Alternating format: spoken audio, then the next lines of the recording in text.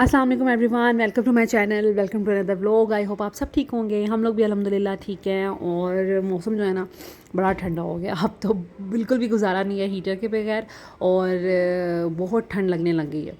खैर, अभी ये जी मॉर्निंग का टाइम था, मैं ज़ैनब फ़ातिमा के लिए ब्रेकफ़ास्ट बना रही थी, साथ साथ में उनका लंच बॉक्स मैंने रेडी करना था।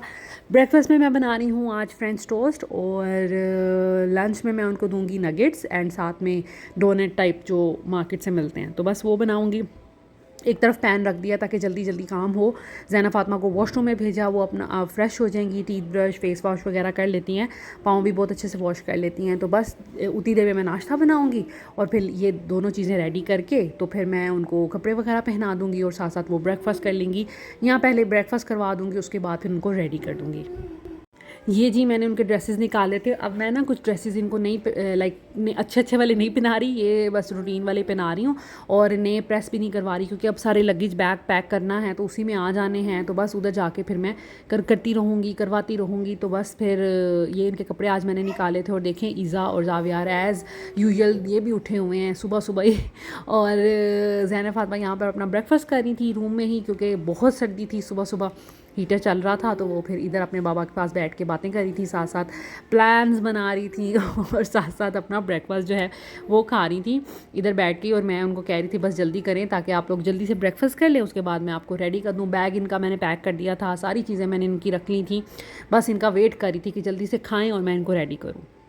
रेडी मैंने इनको कर लिया था एज़ यू कैन सी, और हम लोग निकल पड़े थे। आज मैं भी साथ में थी क्योंकि हस्बैंड ने कहा कि चलें आज बाहर नाश्ता करते हैं, तो फिर मैंने सोचा कि वाई नॉट। और सर्दियों में तो आपको पता ही है कि फिर बाहर के नाश्ते कितने अच्छे लगते हैं।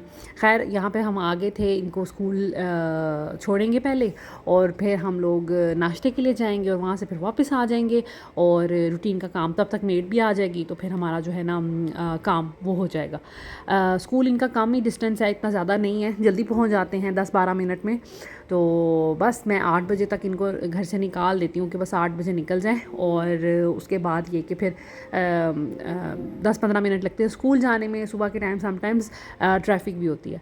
तो बस ये स्कूल आ गई थी, और जो ईज़ा मैडम है, जब भी इनके बाबा रोज़ मुझे यही कहते हैं कि ये रोज़ रोती है जब भी ज़ैनब फ़ातिमा स्कूल के अंदर एंटर होती हैं, तो ये रोना शुरू कर देती है कि मैंने भी इनके साथ स्कूल जाना है। तो बच्चे इस तरह करते ही हैं। और ये जो ईज़ा है ना, ये बेचारी फिर बहुत उदास हो जाती है कि बहनें चली गई हैं क्योंकि लड़ाई झगड़े भी इनके आपस में होते हैं, लेकिन ऑफ कोर्स प्यार भी इनमें बहुत है। और ईज़ा ने यहाँ पे टॉयज़ पकड़े हुए हैं। अब अभी मैं उसको बहला रही थी कि भाई चुप कर जाएं आप, कोई बात नहीं, हम यहाँ जाएंगे, हम वहाँ जाएंगे, हम खाना खाते हैं। तो बस उसको मूड उसका फ्रेश कर रहे थे। टाइम जो है यहाँ पे आपको घड़ी सॉरी आपको गाड़ी के उसमें शो रहा होगा 8:30 बज रहे हैं, लेकिन ये हमारी गाड़ी का टाइम जो है ना ख़राब हुआ हुआ है, और हमारी गाड़ी गंदी भी बहुत हुई हुई है। मैं अपने हस्बैंड को जब भी गाड़ी में बैठती हूँ ये कहती हूँ कितनी गंदी गाड़ी आपने की हुई है, तो वो यही कहते हैं अच्छा अब एक दफ़ा ही वॉश करवाऊँगा लोड जाने से पहले। तो खैर, मेरे हस्बैंड जो है ना इस मामले में थोड़े लेज़ी हैं। मैं जितनी ऑर्गेनाइज्ड हूँ ना, वो उतने ही अनऑर्गेनाइज्ड है। तो खैर, अब मैं उनको क्या कह सकती हूँ। गाड़ी अगर हमारा नीचे वाला पोर्शन होता है ना कार पोर्च वाला, तो गाड़ी भी मैं ही धो दिया करती अब वो ये सुनेंगे तो फिर कहेंगे ले आपने ऐसे क्यों कहा तो शायद ऐसे कहने से वो मेरी फिर बात पे अमल कर ही ले। खैर, फिर हम आ गए थे कोयटा कैफ़े। कुछ भी समझ नहीं आई थी, इन्होंने मुझे बस कहा कि अच्छा उठें नाश्ता बाहर करेंगे।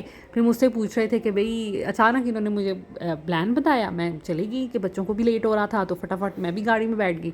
तो फिर कहते कि क्या खाएं, अब मेरा बिल्कुल भी मूड नहीं था कुछ भी खाने को। फिर मैंने सोचा कि कोयटा कैफ़े ही चलते हैं, चलें पराठा चाय खाते हैं, क्योंकि बिल्कुल माइंड ब्लैंक था। तो पराठा मंगवा लिया, चने मंगवा लिए, साथ में हम लोगों ने चाय मंगवा ली, और ये था जी हमारा नाश्ता। अब मुझे इनका नाश्ता बहुत पसंद है। चाय इनकी इतनी मज़े की कड़क होती है, एक सिप पियो तो अंदर तक रूह को सुकून मिलता है, इतने मज़े की इनकी चाय और पराठा होता है। तो बस साथ में हमने फिर ऑमलेट मंगवा लिया था, चने मंगवा लिए थे। नाश्ता बहुत मज़े का था, अपना नाश्ता किया। अभी मैं आपको चाय भी दिखाती हूँ। इनकी चाय की शक्ल देख के ही आप कह सकते हैं कि कितनी मज़े की होगी चाय।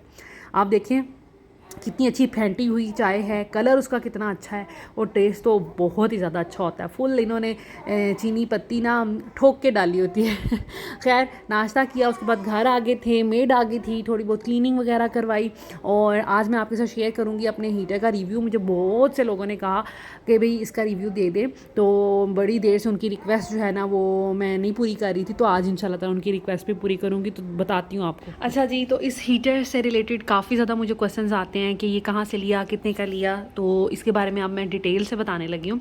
अच्छा, इनको कहते हैं जी जापानीज़ हीटर, और ये आपको कभी भी न्यू नहीं मिलेंगे। यहाँ पर जितने भी लोग सेल करते हैं वो सेकेंड हैंड सेल करते हैं, वहाँ पर थोड़ी देर चले होते हैं, उसके बाद फिर यहाँ पर आ जाते हैं।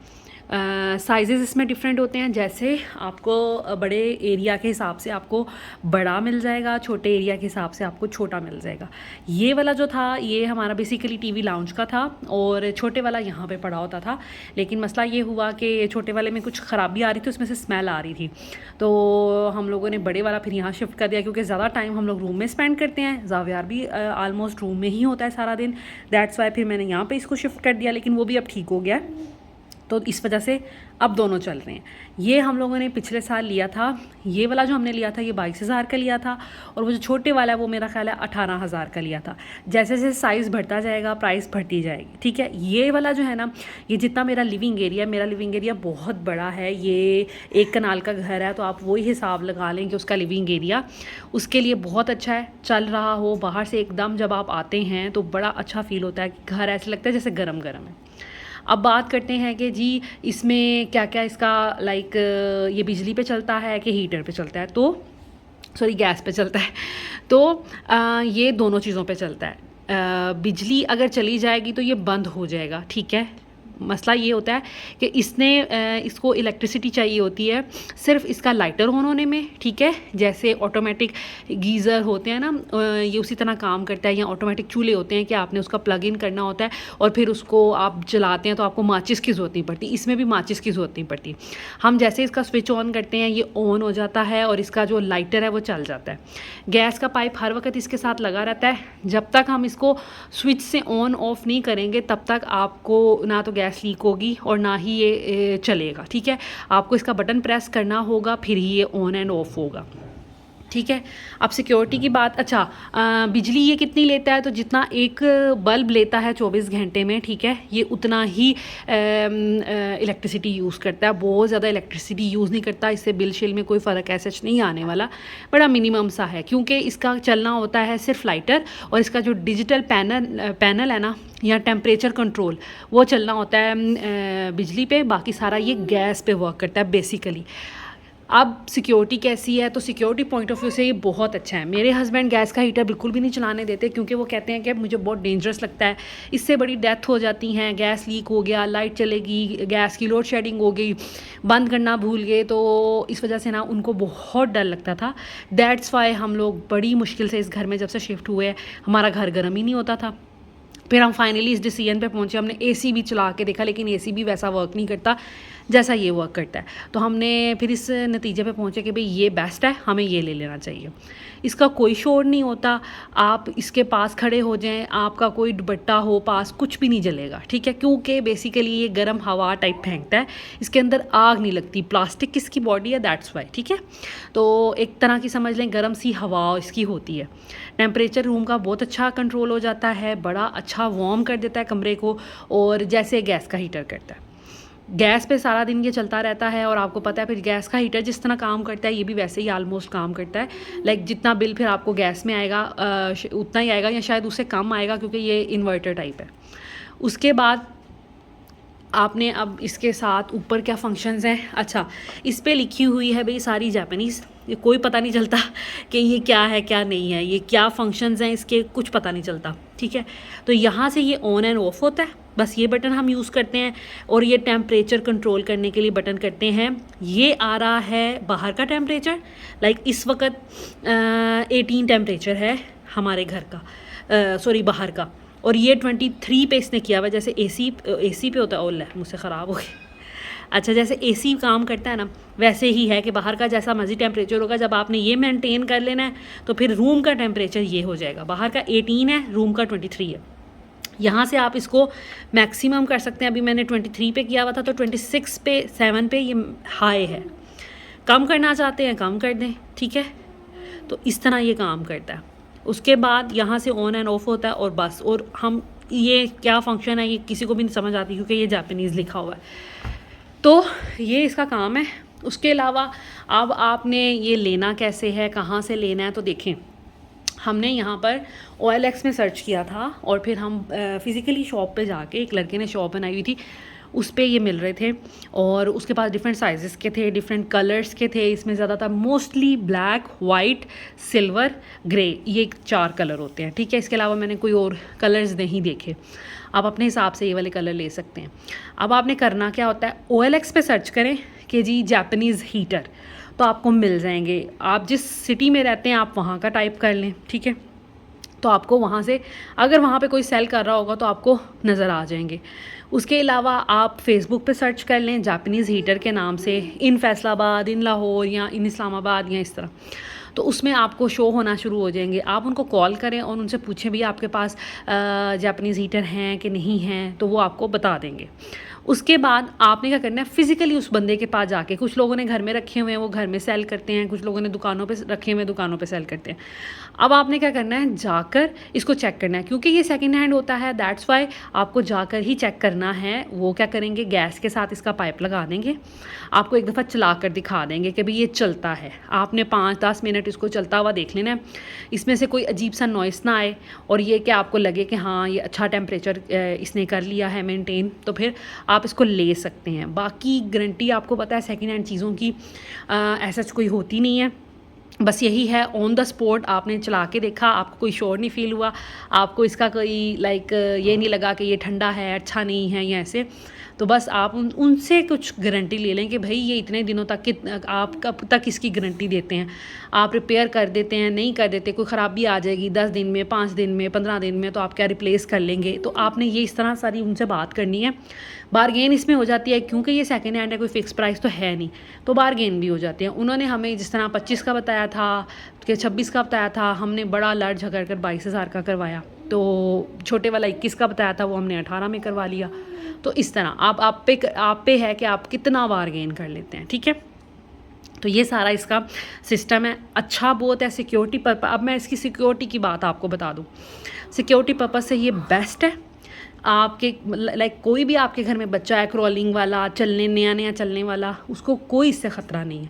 इसको टच आप करेंगे तो ये बिल्कुल ठंडा है, ठीक है, बस यहाँ से इसकी हवा निकल रही है और कुछ भी नहीं है, ये बिल्कुल ठंडा है।